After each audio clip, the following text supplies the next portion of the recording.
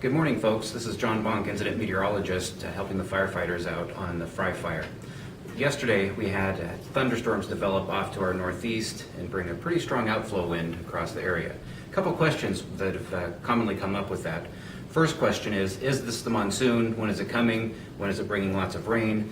These thunderstorms are not related to a monsoon moisture. There's way too much dry air in place. It's not wet enough to bring the heavy rains, which is both a good and a bad thing as it comes to the firefighters.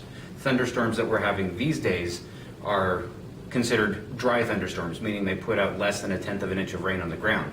The problem with that is when that rain comes out of the cloud, it evaporates and creates very strong downdraft winds that we call outflow.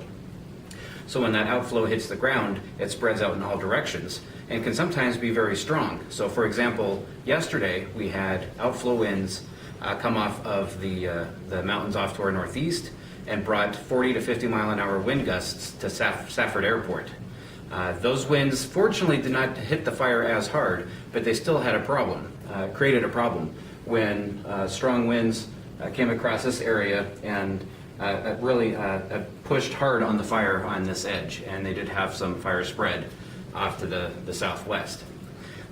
For today, we are looking at very similar conditions with thunderstorms possible in the area, bringing lightning, creating the possibility of new fire starts, as well as those very gusty outflow winds.